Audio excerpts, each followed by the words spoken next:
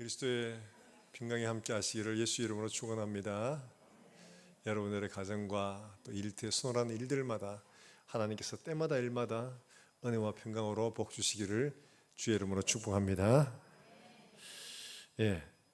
최근 우리 사회에 행복이라는 것들에 대해서 굉장히 많이들 이야기를 합니다. 하버드에서도 행복이란 무엇인가, 서울대에서도 행복에 대해서 책도 내고 연구하고 발표도 합니다. 너무 멀어 보이는 그런 이만큼 두꺼운, 그렇게까지 말고 그냥 좀 가까이 있는 것, 내가 쉽게 할 수 있는 것, 그걸 뭐라고 하냐, 소확행이라고 하죠. 소소하지만 확실한 행복, 멀리 있지만 불확실한 행복보다는 작아도 내 바로 옆에서 내가 확실하게 챙길 수 있는 행복, 이게 더 중요하다. 소확행. 사람들이 소확행에 이제 열광을 합니다. 그래서 간단하게 먹고 싶은 거 하나 먹는 것도 소확행이죠. 가고 싶은 거 하나 가는 것도 소확행이죠. 이게 소소하지만은 내가 확실하게 챙길 수 있는 이런 행복들을 더 중요하게 여기는 이런 사회가 된 겁니다. 그런데 이런 것들이 그렇게 우리의 삶에 기쁨을 주고 만족을 주느냐 하면 별로 그렇지를 않은 것 같아요. 이게 마치 바닷물 같아서 마시면 물을 마시는 것 같은데 또 목이 말라요. 그래서 이런 것들은 아무리 많이 마셔도 우리의 갈증이 해소가 되지 않습니다. 그러다 보니까 우리의 삶의 허무함과 허전함과 낭패감, 이런 것들로 우리가 종종 무너질 때가 참 많이 있죠. 정말 우리의 삶에 예수를 믿어도 항상 기쁘고 즐겁고 모든 일이 다 만족하고 하냐? 그렇지 않을 때가 참 많습니다. 그러면 왜 이렇게 됐을까? 예수를 믿는데도 왜 기쁨이, 예수를 믿는데도 왜 만족이, 예수를 믿는데도 왜 이럴까? 이런 이제 소위 말해서 의문이 들 때가 없지 않아 있습니다. 근데 우리가 생각해 봐야 됩니다. 진짜 하나님이 우리에게 대충 이렇게 뜬구름 줬듯이 하나 말해놔놓고 그냥 그렇게 하시냐? 그렇지는 않습니다. 마태복음 11장에 수고하고 무거운 짐자들아 다 내게로 오라, 내가 너희를 쉬게 하리라 말씀하시죠. 누구든지 목마르거든 내게로 와서 마시라 말씀하셨어요. 그러면 우리에게 말씀하시기를 그렇게 말씀하시고는 그게 어떤 상황인지 어떤 상태인지에 대한 것들을 분명히 말씀을 해주십니다. 이사야 58장 11절 말씀에 이렇게 말씀을 하고 있죠. 이사야 58장 11절 말씀, 글자가 안 나오네요. 죄송합니다. 이사야 58장 11절에 제가 읽겠습니다. 뭐라고 말하냐 하면 이렇게 말합니다. 시작. 여호와가 너를 항상 인도하여 메마른 새도 내 영혼을 만족하게 하며 내 뼈를 견고하게 하리니 너는 물된 동산 같겠고 물이 끊어지지 아니하는 샘 같을 것이니라. 아멘. 할렐루야. 너는 물된 동산 같겠고 물이 끊어지지 않는 샘 같을 것이다. 물된 동산이라는 것은 물이 온 사방에 넘쳐가지고 그냥 있는 그런 게 아니고 물길이 있는데 그 주변으로 꽃과 나무가 풍성하게 자라는 바로 그러니까 물이 모자라지 않는 그런 동산을 말하는 거죠. 그러니까 이 동산에는 항상 나무나 모든 것들이 다 잘 자라고 풍성한 열매를 맺는 바로 그런 걸 말합니다. 그리고 샘인데 이 샘이 물 끊어지면 소용이 없잖아요. 근데 물이 끊어지지 않는 샘 같을 것이다. 이렇게 말씀을 하고 있습니다. 이게 우리 주님이 우리에게 주시려고 하는 분명한 약속입니다. 자, 그렇다면 이런 삶을 우리가 누려야 할 텐데 이 땅에 살면서 그런 삶을 살아가는 한 사람을 오늘 보여주고 있죠. 바로 바울이라는 사람입니다. 지금 상황은 로마에 구금이 돼가지고 있는 상태입니다. 엄밀하게 말하면 구금되어 있는 상태, 재판 중에 있는 상태입니다. 그래서 일부 약간의 자유를 주긴 했지만 그렇지만 여전히 구금되어 있는 그런 상태입니다. 그 한편으로 생각하면 인간적으로 보면 굉장히 기분 좋지 않은 상황이죠. 나는 아시아로 가려고 전도하러 가려고 했는데 하나님이 기어코 마게도냐 사람 불러가지고 이리 오라. 그래서 마게도냐로 갔어요. 그 빌립보 성에 갔습니다. 전도했는데 전도가 잘 됐어요. 귀신 들린 사람도 쫓아내줬고 해피엔딩 될 뻔했는데 그 귀신 들린 여자아이 하나 쫓아냈다고 사람들이 벌떼같이 일어나가지고 막 두드리 패가지고 감옥에 집어넣어 버리는 거예요. 그리고 거기서 정말 기도하고 했더니만은 하나님이 기적 같은 역사를 보여주셨거든요. 옥터가 늘리고 옥문이 열리고 메인 것들이 풀어지고, 우와, 이럴 수가, 그랬어요. 그래서 사람들이 간수가 나와서 막 어떻게 해야 내가 구원을 받으리까, 주 예수를 믿어라 그랬더니만은 온 집안 식구가 다 예수를 믿는 놀라운 역사들이 일어나게 된 거죠. 자, 이런 걸 한번 맛봤어요. 그러면 지금 로마에서 이렇게 구금된 상태라면 하나님이 어떻게 해주시면 좋을까요? 하나님이 바울이 기도 안 했겠습니까? 기도했겠죠. 근데 하나님이 거기에서 놀라운 역사를 보여주시면 됩니다. 로마에 막 지진이 일어나가지고 바울의 주변에 있는 것들이 다 무너지고 이런데도 불구하고 바울은 여전히 멀쩡하고 막 이래 되면 얼마나 좋을까요? 그리고 황제가 막 심령이 막 변화가 돼가지고 쫓아나와가지고 아우 내가 어떻게 하면 구원을 얻으리까 이러면서 바울 앞에 부복한다면, 이야 정말 통쾌하지 않겠습니까? 역시 하나님은 대단하신 분이다 막 이러면서 기뻐하고 할 텐데, 모든 것들이 다 생각대로 형편대로 이렇게 풀려지지 않고 있는 이런 상황입니다. 그런데 바울은 오히려 이렇게 있는 상태를 갖다가 기뻐한다 이렇게 말하고 있는 거예요. 이해할 수 없는 겁니다. 자, 왜 이렇게 우리가 기뻐할 수 없는 상황 속에서도 기뻐할 수 있는 사람이 될 수 있는가 하는 것들을 오늘 보여주고 있는 말씀이죠. 우리는 종종 양식하는 것들, 배부르게 못할 것들을 달아주고 그걸 쫓아다니는 사람입니다. 그러다 보니까 열심히 추구하고 얻고 했는데 배는 안 부른 거예요. 자, 이게 이사야서에서 우리에게 말씀하고 있는 거거든요. 이사야 55장 2절 말씀에 이렇게 말합니다. 뭐라고 말하냐? 같이 한번 읽어볼까요? 시작. 너희가 어찌하여 배부르게 못할 것을 위하여 수고하느냐?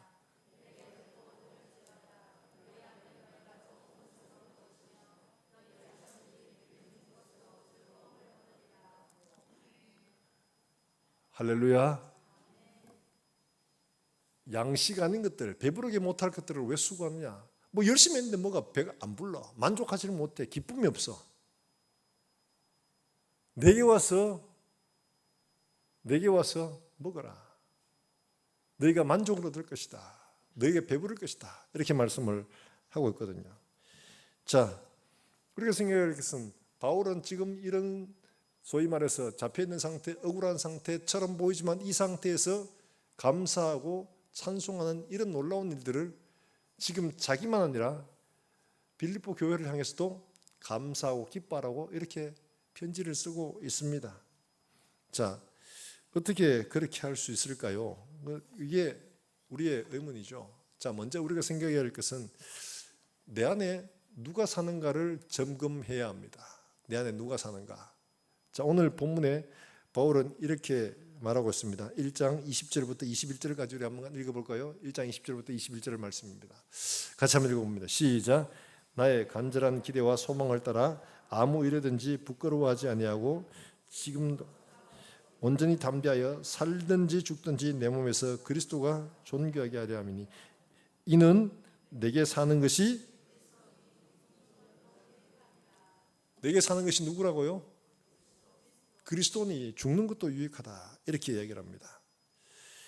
바울이 이런 상황 속에서 기뻐하고 감사할 수 있었던 이유는 뭐냐? 내 속에 누가 사느냐 하니까 그리스도가 살고 있기 때문에 그렇다는 겁니다. 내가 사는 거 아니에요. 인간적인 내가 살면 굉장히 불평할 수밖에 없습니다. 하나님 이게 뭡니까 도대체? 나 열심히 충성하고 봉사하는데 겨우 이거밖에 안 됩니까? 아니 내가 뭐 큰 걸 요구한 것도 아니고 로또 그냥 뭐 5억만 내가 부탁했잖아요. 근데 하나도 안 돼. 아니 내가 뭐 대단한 걸 요구한 거 아니고 뭐 요거 작은 거 이거 했는데 하나님 그것도 안 주셔. 오히려 거꾸로 돼버려서 막 화가 나죠. 인간적으로 우리 마음속에 내가 여전히 살고 있으면 나는 세상의 것들로 만족하고 이것 때문에 불평하고 합니다. 하나님이 행하신 일들이 우리가 원하는 것들 그대로 다 되는 게 아니거든요. 그러다 보니까 마음속에 분노가 차고 불평이 생기고 이럴 수밖에 없는 겁니다. 그런데 바울은 뭐라고 하냐? 이 지금 억울한 상황, 인간적으로 보면 너무 억울하고 이해할 수 없는 상황이지만 이 상황에 대해서 자기가 감사하고 기뻐할 수 있는 이유가 내 안에 사는 것이 누구라고요? 그리스도다, 이렇게 말합니다. 자, 그리스도인은 어떤 사람이냐? 그리스도인은 내가 죽고 내 속에 누가 사느냐? 그리스도가 사는 사람이 그리스도인입니다. 그게 바로 그리스도인이거든요. 바울은 그걸 너무 잘 압니다. 그래서 내 안에 사는 것이 그리스도니, 이렇게 고백합니다. 자, 예수를 믿는데 착각을 하는 사람들이 많습니다. 뭘 착각을 하느냐? 특히 오늘날 시대에는 더 그렇습니다. 오늘 시대는 예수를 믿는 게 기독교 교리를 동의하는 것으로 생각합니다. 그리고 착한 일 좀 하는 게 예수를 믿는 것이라고 착각을 합니다. 성경 그렇게 말하고 있지 않습니다. 성경은 내가 죽고, 갈라디아 2장 27처럼 내가 죽고 그리스도가 내 안에 사는 것이, 이게 바로 그리스도이다, 이렇게 말합니다. 이렇게 살면 어떻게 되냐? 내 안에 사는 게 그리스도니까 그리스도의 삶의 모습들이 드러나는 거죠. 그리스도의 말씀이 드러나는 거죠. 내 안에 사는 게 그리스도이기 때문에 그리스도의 말씀과 삶이 드러나게 되어 있습니다. 초대교회는 이걸 그대로 했습니다. 그러다 보니까 어떻게 했느냐? 초대교회는 저 예수 믿을게요 이러고 예수 믿는 사람이 아니에요. 그냥 와서 예수 믿겠다 하면 진짜 맞아? 가르쳐가지고 예수를 믿을래? 예, 제가 예수를 믿겠습니다. 이러면은 그래 알았어. 그러고는 이렇게 살아야 돼. 그러면 예수를 믿으면, 왜냐니까 이제부터 너는 사는 게 아니고 죽은 거야. 세례를 받는데 세례를 그 사람들이 아무나 주는 게 아닙니다. 초대교회 성도들은. 세례는 뭐냐? 여러분, 세례를 분명히 바라야 됩니다. 세례는 왜 주느냐? 지금은 이래요. 물을 이렇게 뿌리죠. 근데 초대교회 때는 다 침례를 했습니다. 물속에 들어갔다가 나온 거예요. 완전히. 초대교회에 있었던 그런 기록들을 보면 옷을 다 벗고 그 침례탕에 들어가서 물속에 들어갔다가 나옵니다. 완전히. 뭐라고 하냐? 바울이 말했던 것처럼 물속에 들어가면 내가 죽는 것이고 물에서 나오면서 내가 그리스도와 함께 사는 새로운 삶이에요. 이걸 말합니다. 자, 그렇기 때문에 내가 이제 다 죽었어. 내가 죽고 내 속에 누가 사느냐? 그리스도가 사는 거예요. 그러니까 내 속에 그리스도의 삶이 나타나는 거예요. 그래서 사람들이 네 속에 그리스도가 있는지 없는지 어떻게 아냐? 네 삶이 그리스도의 말씀으로 변화되었는지를 점검을 합니다. 세례받은 사람은 반드시 점검을 합니다. 그래서 예수 믿겠다, 그리스도를 구주, 나의 주, 나의 하나님으로 영접했다. 그러면 이 사람이 진짜 그리스도를 영접했는지 아닌지 점검을 합니다. 어떤 때는 뭐 일주일, 어떤 때는 뭐 한 달, 어떤 때는 길게는 3년까지 기록이 있답니다. 3년까지 점검을 하는 거예요. 진짜 그리스도로 말미암아 변화되었는지, 그리스도로 말미암아 사는지 안 사는지를 확인하는 겁니다. 그리고 이 사람이 그렇게 됐다고 믿으면 그 사람이 성찬식에 참여할 수 있는 거예요. 그제서야 멤버가 되는 겁니다. 집회에 올 수도 있고, 그 다음에 성찬식에 참여할 수도 있고, 그렇게 되는 거예요. 그리스도가 살고 있다는 분명한 증거가 보여야지만이 그리스도인으로 인정을 해주는 거예요. 그렇지 않으면 그 사람이 세례를 받을 수가 없습니다. 그리스도와 함께 죽었다는 분명한 증거가 없는데, 그리스도가 살았다는 증거가 없는데 네가 어떻게 그리스도와 함께 사는 사람이라고 말할 수가 있겠냐? 그렇죠. 근데 오늘날은 너무 쉽게 예수를 믿으니까 대가가 없습니다. 그냥 뭐 예수 믿습니다 이러면 막 오케이 세례 주고 너무 쉽게 성찬식에 참여하고 이러다 보니까 그리스도와 함께 죽는다는 게 뭘 의미하는지 몰라요. 그리고 세례는 여러분 분명히 아셔야 됩니다. 장례식입니다. 그리고 새롭게 태어나는 출생신고입니다. 그리스도와 함께 내가 죽는다는 표현이고 내가 그리스도와 함께 산다는 표현이 바로 세례식입니다. 바로 그겁니다. 이렇게 그리스도가 내 안에 계시기 때문에 내가 이렇게 기뻐할 수가 있다라고 얘기를 하는 겁니다. 자, 우리 안에 무엇이 사는가는 굉장히 중요합니다. 여러분, 제가 이 사건을 보면서 그걸 참 느꼈어요. 뭔 사건이냐면, 여러분 아마 그 행복전도사라고 아시죠? 최윤희 씨. 아마 많은 분들 아실 텐데 이분이 막 행복해집시다, 행복하게 삽시다 이러면서 행복을 많이 했어요. 진짜 전도사가 아니고 행복을 전한다 해서 행복 전도사라고 그렇게 표현하는데, 이 사람이 안타깝게 스스로 극단적인 선택을 했습니다. 그것도 혼자가 아니고 자기가 한다고 하니까 자기 남편이 같이 이제 동반해서, 그래서 우리 사회에서 큰 이슈가 된 적이 있었습니다. 왜냐하니까 행복을 전한다고 해놓고는 자기가 결국 이렇게 극단적인 선택을 하냐, 왜 그랬냐 하니까 이 사람이 한 병이 있었습니다. 그게 뭐냐 하니까 그 루푸스병이라고 자가 면역 질환인데, 막 이게 온 몸에 염증 반응처럼 생겼는데 그게 굉장히 고통스러운가 봐요. 입에 뭐 하나 놔도 뭐 밥 먹기 굉장히 쉽지 않잖아요. 근데 이게 여러분 생각해 보세요. 입에서부터 여기까지 다 있다고 생각을 하면 말할 수 없는 고통이에요. 그거를 언제 치료되냐? 치료하는 건 안 됩니다. 그러니까 이게 얼마나 괴롭겠어요. 그러니까 이런 극단적인 선택을 하는 거예요. 근데 자기가 먼저 가겠다고 남편에게 이야기를 하고 이제 이렇게 하니까 남편이, 나는 너를 도저히 네 혼자 보낼 수가 없어. 난 너 없이 살 수가 없어. 그러니까 남편도 같이 동반해서 극단적인 선택을 한 겁니다. 남편에게는 이 아내가 그 안에 살고 있어요. 전부예요. 전부. 그러니까 아내가 가는 세상, 비어있는 세상은 존재할 수가 없는 거예요. 내 안에 사는 게 누구냐 하는 게 바로 이걸 말합니다. 내 안에 그리스도가 산다 하면 그리스도가 전부가 되는 겁니다. 예수님이 생각하게 하고 예수님이 말하게 하고 예수님이 행동하게 하는 것, 이게 바로 그리스도와 함께 사는 겁니다. 내 안에 그리스도가 산다는 증거라는 거죠. 그러니까 행동의 변화, 생각의 변화, 삶의 변화가 당연히 일어나게 되는 거죠. 내 안에 누가 사는가를 잘 생각해야 됩니다. 내가 예전에 살면 육신에 속한 내가 원하는 것들을 여전히 원하게 됩니다. 그러나 내 속에 그리스도가 살면 그리스도가 원하는 것들을 내가 쫓아가지 않을 수가 없게 되는 거예요. 왜냐, 내가 아니라 그리스도가 내 속에 나를 움직이기 때문에 그런 거죠. 바로 그걸 말합니다. 자, 여러분, 성경은 우리에게 분명히 이야기를 해줍니다. 뭐라고 말하느냐? 야고보서 1장 18절 말씀에 17절과 18절 말씀에 이렇게 이야기를 합니다. 야고보서 1장 17절과 18절 말씀 우리 같이 한번 읽어볼까요? 저기 글자 나오죠? 같이 읽습니다. 시작. 내 사랑하는 형제들아 속지 말라. 온갖, 그 다음에 17절에 있는 말씀 한번 읽어봅니다. 시작. 온갖 좋은 은사와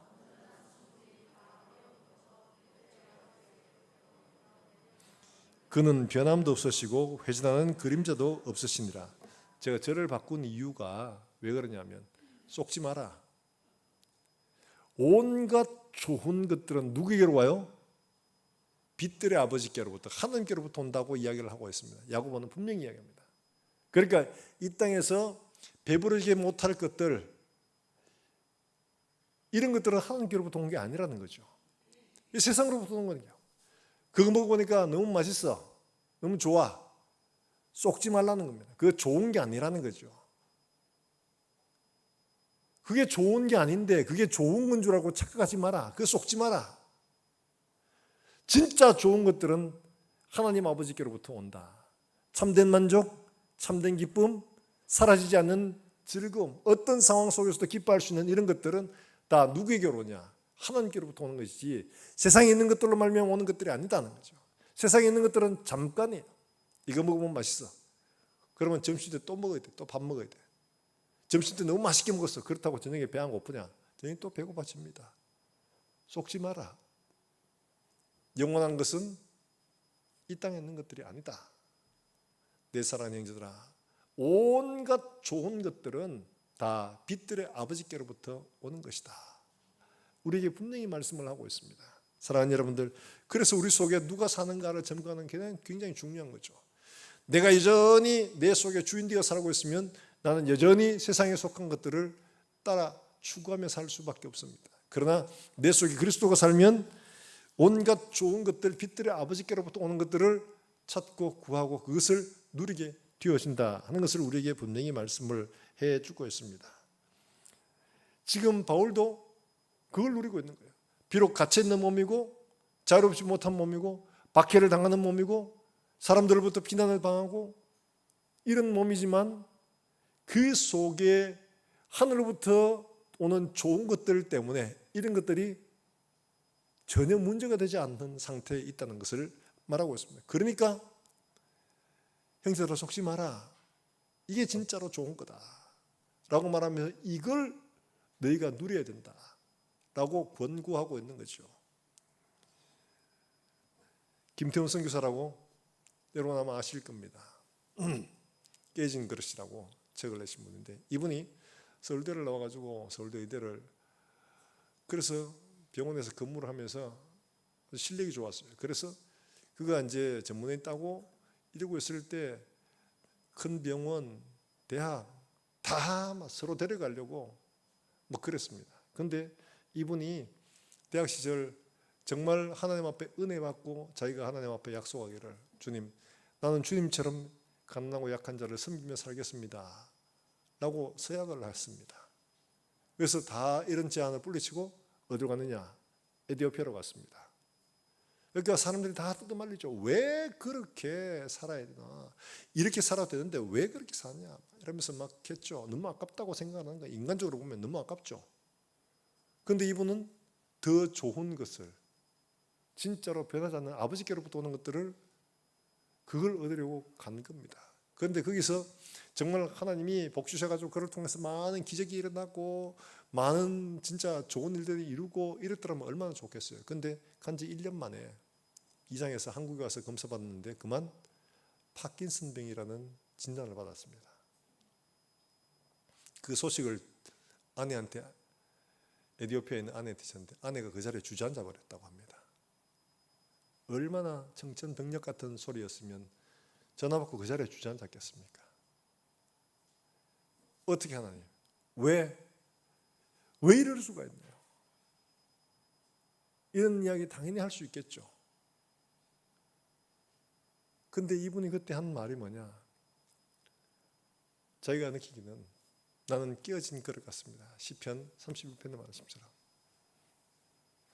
죽은 자를 생각하지 않는 것 같고 나는 깨진 그릇 같습니다. 이렇게 고백합니다. 있죠? 내가 잊어버린 바 됨이 죽은 자를 마음에 두지 아니함 같고 깨진 그릇과 같으니이다. 얼마나 절망적인 상황이었으면 저렇게 말하겠습니까? 그러나 그 다음에 고백 보면 놀랍습니다. 뭐라고 이야기하냐? 자, 저기 한번 같이 읽어볼까요? 시작. 여호와여, 주는 내 하나님이라. 아멘. 그 마음 속에는 하나님이 계시던 거예요. 주는 나의 하나님이다. 이 절망적인 상황 속에서, 이해할 수 없는 이런 상황 속에서 주는 나의 하나님이라 하였나이다. 변함없습니다. 그렇게 고백합니다. 그러니까 그가 그 다음에 한 고백이 뭐냐? 이런 상황을 두고 이제 주님 쓰시기에 참 좋게 됐습니다. 여러분, 몸이 병들고 모든 것 다 소망이 없어진 이런 상황을 누가 이렇게 고백할 수 있겠습니까? 이제 주님 쓰시기에 참 편하시게 됐습니다. 주님 쓰시기에 참 편하시게 됐습니다. 억울해서, 너무 원통해서 그렇게 고백하는 게 아니라 진짜 하나님 쓰시기에 참 좋게 됐습니다. 진짜 편하시게 됐습니다. 이제 주님 마음대로 쓰셔도 됩니다. 이 고백이죠. 눈물과 감격과 이런 고백이잖아요. 그 속에 주님의 시각으로 보는 눈이 아니면 이런 고백을 절대로 할 수가 없습니다. 사랑하는 여러분들, 내 안에 불평이 많고 원망이 많아요? 내 안에 누가 살고 있나 점검해야 됩니다. 그리스도에는 내가 죽고 그리스도가 사는 사람이 그리스도입니다. 내가 과연 그리스도인가? 내 속에 과연 주님이 살고 계신가? 여전히 내 욕심을 채우는데 주님을 이용하고만 있는가? 점검해야 됩니다. 우리 속에 주님이 없으면 마지막 그날에 누구시죠? 라는 말을 들을 수밖에 없습니다. 내 속에 그리스도가 계셔야지 우리가 그리스도의 형상으로 변화되는 겁니다. 그리스도가 없으면 그리스도의 형상으로 변화되지 않습니다. 사랑하는 여러분들, 우리 속에 그리스도가 있는가 늘 점검하고 그리스도에게 정말 붙들려 사는 이런 인생 되기를 하나님 앞에 구하시기를 주의 이름으로 축원합니다. 마지막 때가 되어져 가면 점점 더 이런 것들이 더 어려워져 갑니다. 주님 말씀하셨습니다. 내가 믿음을 보겠느냐? 진짜 어려워요. 믿음을 볼 수 없는 시대가 됩니다. 달리 말하면 진짜 그리스도로 사는 사람이 희귀해질 거라는 이야기죠. 좁은 문으로 들어가는 사람들이 좀에 적을 거다, 좀 비율적으로 좀 작다 이런 게 아니고 좁은 문으로 가는 사람이 희귀하다 말씀하고 있습니다. 적다 하는 그 말이 숫자적으로 적은 게 아니고 희귀하다, 드물다는 말이에요. 여러분, 나는 과연 그 드문 사람 중에 들어가고 있는가요? 혹은 많은 다수에 해당하고 있을까요?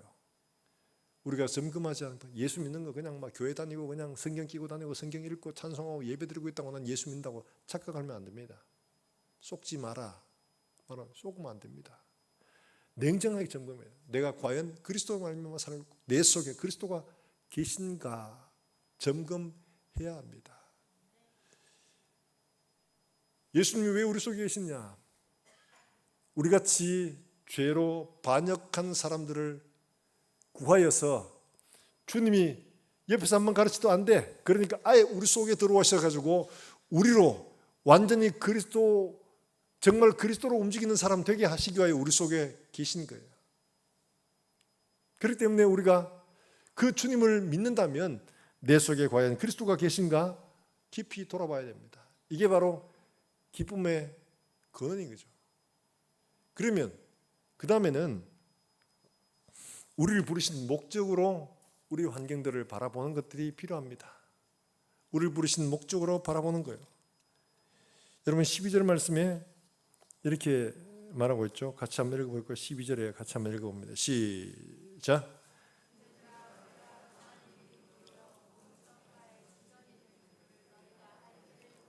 할렐루야.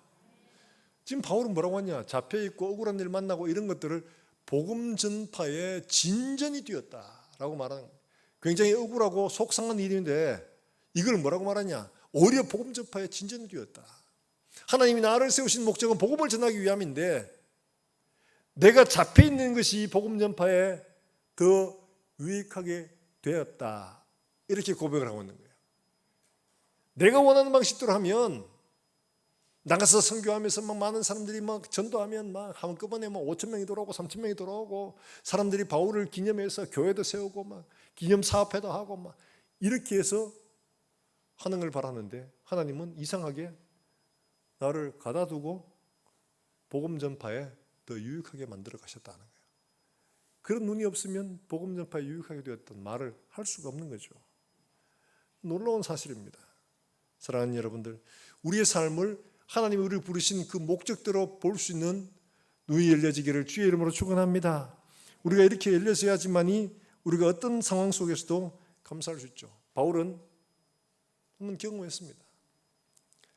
가시 때문에 하나님 앞에 3번이나 사도 바울 같은 사람, 여러분 사도 바울이 지나가는 그림자만 좀 이렇게 스쳐 지나가도 좀 좋겠다. 그가 일했던 손수건 같은 거, 앞치마 같은 거 얹어도 귀신들이 떠나갈 정도로 대단한 사람들이었어요. 그런데 이 사람이 하나님 앞에 작정하고 3번씩이나 이 가시, 육체의 가시, 이거 좀 제거해 주십시오.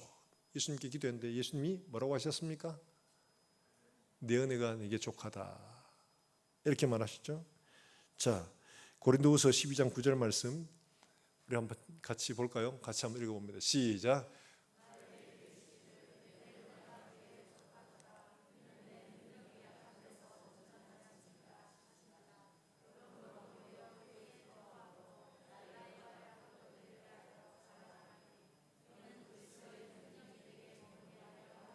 할렐루야.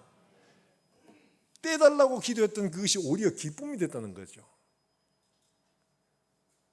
우리는 문제를 해결하는 방식이 있어가지고 문제가 사라져야 문제가 해결됐다고 생각할 때도 있습니다. 그런데 하나님은 문제가 사라지도록 하시는 게 아니라 문제를 초월하고 뛰어넘을 수 있도록 하심으로 그 문제를 해결하고 계시는 것을 보여주고 있는 겁니다. 이게 오히려 내게 더 큰 기쁨이 됐다 이렇게 말하죠. 주님 말씀하시기를 뭐라고 합니까? 하나님의 은혜가 내 은혜가 내게 족하다. 왜냐? 네가 약한 데서 온전해진다. 내 은혜가 네 속에 머물도록 하기 위하여 내가 그것을 두었다. 우와, 그런 거구나. 완전히 보는 눈이 달라지게 된 거죠. 나를 부르시고 나를 사용하시고 그 사용하시기 위하여 거기에 능력을 주시기 위하여 이것을 내게 주셨구나. 이걸 깨달은 겁니다. 목적을 통하여 보지 않고는 절대로 깨달을 수 없는 것들이죠. 우리가 당하는 어려움들, 문제들 이런 것들을 하나님이 우리를 부르신 목적으로 보지 않으면 이 문제들을 제대로 해석을 하지 못할 때가 참 많습니다. 사랑하는 여러분, 우리를 부르신 목적대로 우리의 환경들을 볼 수 있는 눈이 열려지기를 하나님 앞에 구하시기를 주의 이름으로 축원합니다. 바로 하나님이 그렇게 했죠. 오늘 여기 나오는 것처럼 하나님이 바울을 복음 전파하는데 막 나가서 본인이 다 하도록 한 게 아니고 본인은 가둬두고 일을 만들어 가시는 거예요. 자, 12절에 뭐라고 말합니까? 12절에 이렇게 말하고 있죠. 자, 형제들아, 내가 당한 일이 도리어 복음 전파에 진전된 줄, 내가 매여 있는 이것이 복음 전파에 진전됐다. 이렇게 고백을 합니다.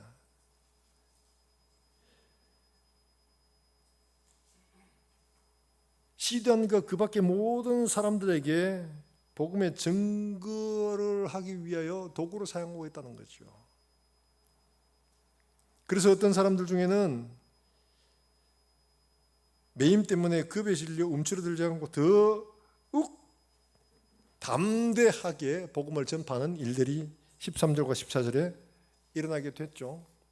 어떤 사람들은 그렇게 정말 담대하게 했고, 또 어떤 사람들은 바울을 반대하는 사람들은 바울을 이때 잘 됐다, 바울을 더 괴롭게 하지, 이래가지고 바울이 전도하지 못하는 사이에 우리가 전도해가지고 바울을 괴롭게 해야지, 경쟁심리죠. 그러면서 막 했어요. 그 15절에서 17절까지 나오는 게 바로 그겁니다. 전도해가지고 바울을 괴롭게 할 줄 알았는데 바울은 뭐라고 하냐? 이야, 정말 하나님의 솜씨 놀랍다. 나는 매여가지고 좀 쉼을 얻고 있는데 쉬어도 오히려 나를 지지하는 사람에 의해서 복음 전파하고 또 반대들이 나를 괴롭게 하려고 복음 전파하는데, 야, 이런 꼭 먹고 알 먹고 이런 일이 어디 있네 세상에. 나는 쉬어도 하나님은 여전히 일을 하고 계시더라는 거예요. 이런 놀라운 일이 있냐? 복음 전파의 눈으로 보지 않고는 이걸 이렇게 해석할 수가 없습니다. 나를 지지하는 사람들이 하면 야, 저건 잘해. 근데 반대편에 하면 야, 저래도 어떡하나? 이러면서 염려하고 근심하고 불안해할 텐데, 그렇지 않고 오히려 저들도 복음 전파하니까 얼마나 감사한 일이냐. 나는 가만히 있어도 하나님이 나 때문에 다 이렇게 하시는구나. 이런 감탄이 터져나오고 있는 거죠.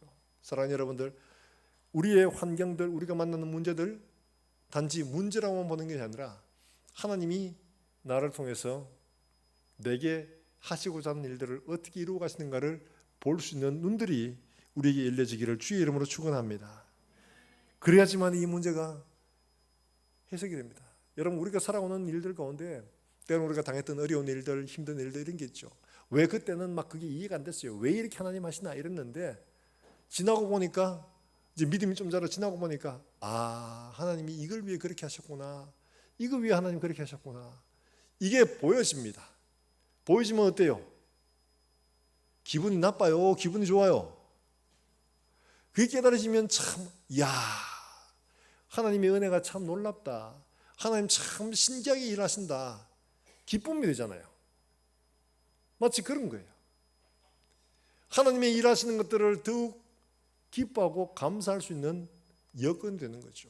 사랑하는 여러분들, 하나님이 우리를 부르신 그 부르심을 분명히 알고 그 부르심으로 우리의 환경들, 문제들을 바라볼 수 있는 눈들이 열려져서 날마다 하나님 앞에 감사하고 찬송할 수 있는 우리 모든 성도들이 되시기를 주의 이름으로 축원합니다. 바로 그런 것들이 하나님께서 하시는 일들이었다는 거죠. 우리가 당하는 인간적인 면으로 보면 이해할 수 없고 받을 수도 없고 불평할 수밖에 없지만 하나님은 놀랍게 바울을 가둬두고 바울을 지지하는 사람에서 복음 전파하시고 심지어 반대하는 사람들을 통해서도 하나님 복음 전파하시고 바울은 가만히 앉아가지고 쉬면서도 여전히 복음 전파 일을 감당할 수 있게 되더라는 거죠. 이런 놀라운 일들이 있을 수가 있나. 하나님의 일을 통해서 기뻐할 수가 있었던 거죠. 사랑하는 여러분들, 알렌 크레이드 박사가 초대교회를 쭉 연구를 하면서요, 그가 결론 같은 이야기를 합니다. 뭐를 얘기하느냐, 그리스도인들은 어떤 사람인가. 초대교회, 소위 로마의 박해를 받던 그 시대, 로마의 박해를 받던 그 시대, 한 100년부터 한 500년까지를 하는데, 그 시대에 어떻게 식민지의 변당에 그 나라에서도 박해받는 이 종교가 로마의 국교가 될 수 있냐. 제가 연구를 했잖아요.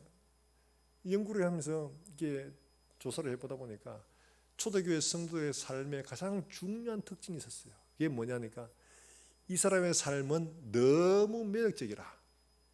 한마디로 이렇게 표현합니다. 성도들의 삶은 삶의 특징은 매력이었다. 매력. 그러니까 주변 사람들을 보고 우와, 저 사람 매력적. 우와, 저 사람 어떻게 저렇게, 그러고는 그렇게 하냐. 그 사람에게 가서 묻습니다. 나도 당신과 같은 믿음을 가질 수가 있겠나? 나도 당신이 모이는 그 모임에 가서 그 모임에 참여할 수 있겠나? 이러면서 먼저 찾아오는 거예요. 매력이 있으니까. 사랑하는 여러분들, 우리는 그리스도인들은 세상 사람들에게 그리스도의 매력을 보여줘야 할 사람인 줄로 믿으시기를 주의 이름으로 축원합니다. 나의 도덕적 인격, 이걸 자랑하고 이걸 드러내는 게 아니고 그리스도의 매력을 보여가지고 그들이 야, 도대체 예수 믿는 사람들이 어떻게 저런 일을 할 수가 있나. 와, 나도 저렇게 살고 싶다. 매력에 끌리는 힘이잖아요. 바로 그걸 보여주는 거예요. 그래서 너희는 그리스도의 향기다 라고 말씀하고 있고 너희는 그리스도의 편지다 이렇게 말씀을 하고 있어요. 우리 주변에 만나는 모든 사람들에게 그리스도 예수의 매력을 전하는 이런 우리 모든 성도들이 되시기를 주의 이름으로 축원합니다. 직장에 갔는데 저 사람 너무 사람 괜찮아. 야, 저 사람 도대체 너무 괜찮아. 그러니까 당신은 어떻게 해서 그렇게 그래요? 저 대림교회 다니거든요. 그러면 나도 한번 대림교회 가보면 될까요? 가볼 수 있을까요? 이렇게 말할 수 있다면 얼마나 좋겠어요. 이게 초대교회 성도들의 삶이었어요. 박해받는 시대에 예수를 믿는 자체는 굉장히 괴로운 일들이었어요. 그럼에도 불구하고 이 사람들은 그런 이야기를 들었습니다. 지금 말하면 우리는 도무지 우리의 생각으로는 그게 불가능한 환경인데도 불구하고 그 사람들에게 예수 믿는 사람의 매력을 발산을 해서 예수를 알고 싶다는 생각이 사람들에게 그저 들게 만든 거예요. 그래서 당신이 가진 그 믿음 나도 믿을 수 있나? 당신이 모이는 그 모임 나도 참여할 수 있나? 먼저 나서서 만나기를 원하고 믿기를 원하고 참여하기를 원하는 이런 사람이 된 거죠. 그러니까 교회가 놀랍게 성장을 하게 된 겁니다. 사랑하는 여러분들, 이렇게 100년부터 시작해서 313년 기독교가 공인될 때까지 이미 로마 사회 절반이 예수를 믿는 사람으로 대중 집회 이런 거 없습니다. 그들의 모임은 너무 간단합니다. 너무 쉽습니다. 지금처럼 예배 중심이 아니에요. 그들이 모여가지고 기껏해야 10명 안쪽에 이런 사람들이 모여가지고 가족 중심이죠. 이렇게 모여가지고 다른 거 안 합니다. 그냥 그들이 모여서 하나님의 말씀 전해준 것들이죠. 그 암송하고 그 함께 나누고 애찬을 나누고 성찬식하고 그 두 사람 이렇게 모여가 두 사람씩 이렇게 모여가 나눔을 하는데 그 나눔이라는 다른 게 아니에요. 하나님이 내게 주신 은혜들 말씀들 나누고 은혜를 나누는 이런 삶을 산 거예요. 그러고는 이제 헤어질 때는 전부 다 이제 거룩한 입맞춤을 하는 거예요. 성경에 종종 나오죠. 거룩하게 입맞춤으로 무난하라. 그럼 입맞춤이 그들의 보편적이었어요. 로마식 인사가 그랬으니까요. 근데 그 입맞춤이 어땠냐? 로마 사람들은 입맞춤을 아무한테나 하는 건 아닙니다. 같은 레벨, 같은 급의 사람들만 하는 겁니다. 예를 들자면 종이 먼저 예수를 믿게 됐어요. 그러니까 그 종 때문에 주인이 오게 됐어요. 부인이 너무 사람이 변했는데 너무 아름답게 변한 거예요. 뭐 미용실 가가 뭘 해가 하는 게 아니고 너무 인격이 아름답게 변해가지고 남편이 도저히 궁금해서 견딜 수가 없는 거예요. 어떻게 저렇게 됐나. 그래서 남편이 전도가 되고 주인이 전도가 되고. 근데 왔는데 종과 주인이 함께 입맞춤을 한다. 이는 상상할 수 없는 일입니다. 근데 이들은 서로 모여서 허그하고 입맞춤을 하는데 종과 주인이 하고 노예와 주인이 하고 이런 일들을 하더라는 거죠. 당시 사람들의 생각으로는 도저히 있을 수 없는 일이에요. 근데 그런 일들이 일어나더라는 거죠. 왜냐? 그리스도로 말미암아 하나 되었으니까 그런 육신적인 장벽들이 전혀 문제가 되지 않더라는 거예요. 그러고는 헤어졌습니다. 이게 다예요. 여러분처럼 뭐 악기가 훌륭하고 찬양이 좋고 뭐 이래가 한 거 아닙니다. 전혀 그런 거 없습니다. 들어올 때도 검사하고 들어옵니다. 딱 봐서 세례받은 사람 인가 아닌가, 우리 교회 멤버인가 아닌가를 점검을 해가지고 아닌 사람은 절대 못 들어오게 합니다. 예배는 소위 그들만의 리그였어요. 그들만의 모임이었을 뿐입니다. 그런 폐쇄적인 모임이었는데, 그런데 이상하게 이렇게 하나씩 들어와서 그 긴 시간 검증을 받고 예수를 믿게 되는 거예요. 그들이 뭐 가정집에서 모이다가 이제 다 못 모여 있어요. 왜? 워낙이 따가운 시선들, 감시하는 눈초리 이런 것 때문에, 박해 때문에. 그러니까 어떻게 했냐? 우리가 잘 아는 카타콤이라는 지하 무덤을 모였죠. 그게 왜 모였느냐? 이 기독교인들이, 당시 성도들이 전도를 위해서 불신자들이나 이런 사람들, 가난한 사람, 어려운 사람들 장례를 치러줬거든요. 로마 사회에서는 장례를 훌륭하게 치러주는 게 굉장한 명예입니다. 근데 가난한 사람은 장례를 제대로 치를 수가 없었던 거예요. 근데 예수를 믿으면 이 사람들이 장례를 치러줘요. 그것도 아주 훌륭하게 장례를 해주는 거예요. 그들을 두었던 곳이 지하 무덤입니다. 지하 무덤. 거기서 모였어요. 거기서 모여서 예배하고 나눔하고 기도하고 그렇게 했던 거죠. 그럼에도 불구하고 사람들이 점점 모여드니까 다 수용을 못하게 되는 이런 일들이 벌어지게 되는 겁니다. 사랑하는 여러분들, 우리를 부르신 부르심의 목적으로 환경을 보지 않으면 초대교회 같은 경우는 절대로 성장을 할 수가 없었습니다. 박해받고 때로는 순교를 당하고 이런데 그게 왜 가겠어요? 갈 수가 없죠. 그런데 그 사람들은 그렇게 순교를 당하고 어려움을 당하고 재산을 몰수당하고 핍박을 받아도 그 사람들의 삶이 너무 매력적이라서 그들과 교제하고 싶고 그들이 믿는 믿음을 나도 가지고 싶은 거예요. 그러니까 그렇게 들어오게 된 거예요.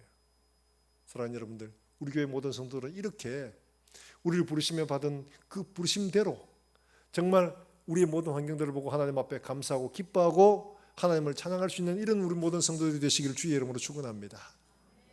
그래야 우리를 통해서 정말 하나님의 아름다운 이름이, 그리스도의 향기가 세상 가운데 퍼져서 정말 우리 모든 성도들이 하나님의 기쁨과 영광이 되기를 주 예수 이름으로 축원합니다. 축원합니다. 우리가 함께 찬송하고 기도하겠습니다. 내 영혼이 은총 입어 중한 재짐 벗고 보니 슬픔 많은 이 세상도 그 어디나 천국이라. 내 영혼이 은총 입어 중한 죄짐 벗고 보니 슬픔 많은 이 세상도 천국으로 가도다. 할렐루야 찬양하세. 내 모든 죄 사함받고 주 예수와 동행하니 그 어디나 하늘나라.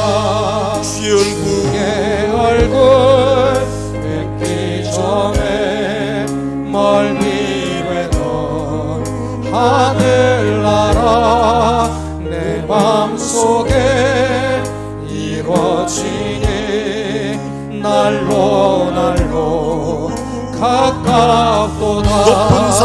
높은 산이 거친 들이 초막이나 궁궐이나 내 주 예수 오신 곳이 그 어디나 하늘나라. 할렐루야 찬양하세. 내 모든 죄 사함받고 주 예수와 동행하니 그 어디나 하늘나라. 이 시간 우리가 함께 기도하실 때 주님, 내 속에 주님 계신지를 다시 한번 바로 점검하게 해주시옵소서. 내 속에 사는 것이 나 자신인지 그리스도인지 하나님 확인하여, 하나님 내가 주님 오실 그날까지 내 속에 그리스도가 살아 사나 죽으나 그리스도의 것으로 사는 것이 그리스도니 죽는 것도 유익함이라. 이 고백이 나의 고백이 되게 해주시기를 원합니다. 기도하시고, 또 뿐만 아니라 우리가 만나는 여러 가지 환경들을 보면서 우리를 부르신 그 부르심의 목적을 통해서 이 환경들을 보고 하나님을 찬양할 수 있게 주님 눈을 열어 주시옵소서. 우리 함께 동성으로 기도하겠습니다. 살아계신 하나님 아버지, 은혜를 감사합니다. 오늘도 우리에게 말씀해 주시고 하나님 아버지, 갇혀있는 상태에서도 기뻐하며 감사하라고 명하신 그 말씀, 우리의 모든 성경 속에 내 속에 사는 것이 그리스도인지 다시 한번 점검하게 해주시기 원합니다. 내 욕심대로 내 정욕대로 내가 원하는 대로 살고 있는데 하나님 아버지, 나 자신을 돌아보고 점검하여 내 속에 그리스도가 살아 사나 죽으나 그리스도의 것으로 하나님 아버지 무엇을 지킬 수 있는 십자가의 죽으심과 부활의 영광이 나타날 수 있도록 우리가 온전한 하나님의 사람들이 우리를 부르신 그 부르심의 목적을 통하여 우리 환경들을 바라보아 하나님 아버지 감사가 더 풍성하게 하시고 썩을 것들의 소망과 주어 사는 인생이 아니라 영원한 것에 소망으로 살아가는 우리 인생 될 수 있도록 주께서 내뱉으시고 별따라 나아가는 자들의 삶 가운데 말씀하시고 세임하여 하나님 아버지, 우리가 사는 동안에 허락하여 주시옵소서. 아버지 은혜 베푸시옵소서. 주님 은혜를 베풀어 주시옵소서. 하나님 아버지 감사합니다. 오늘 살아가는 주의 권속들이 예수 그리스도의 이름 앞에 모여 함께 하나님을 찬송하며 감사하며 하나님께 영광을 돌립니다. 우리 예배를 받으시고 우리가 하나님 앞에 드리는 작은 물질 주님께서 기억하시고 이들의 가정과 생업과 드린 손길에 복이 되어져서 어딜 가든지 남을 부유하게 하는 손길들 되게 하시고 나누어주고 베풀어주는 선한 손길들 되게 주님 은총을 베풀어 주시옵소서. 하나님 아버지, 우리 가운데 질고라고 통하는 자들을 주님께서 기억하시며 예수의 이름을 향하여 손을 들 때 주님 치료하시고 주님 일으켜 주시며 하나님의 살아계심과 그 은혜의 풍성함을 우리가 경험할 수 있게 하여 주시기를 원합니다. 멀리서 주 예수의 복음을 전하는 사랑하는 선교사들과 그들의 사역 위에 하나님 함께 하시며 오늘도 예수 그리스도의 이름이 세상 속에 증거되며 예수 그리스도의 은혜가 세상 속에 자랑될 수 있도록 주님 역사해 주시옵소서. 하나님 아버지, 우리 주일학교 아이들 하나님 말씀으로 잘 자라나서 하나님의 전쟁에서는 푸른 감나무처럼 하나님을 영화롭게 하는 우리 아이들이 될 수 있도록 주님 인도해 주시옵소서. 또 한 주간의 삶을 살아갈 때 살아가는 모든 성도들의 걸음걸음마다 기업마다 가정마다 하나님께서 함께 하시는 놀라운 은혜가 있게 해 주시옵시고 평강과 주의 은혜가 넘치게 하여 주시옵소서. 살아계신 예수님의 이름으로 기도합나이다.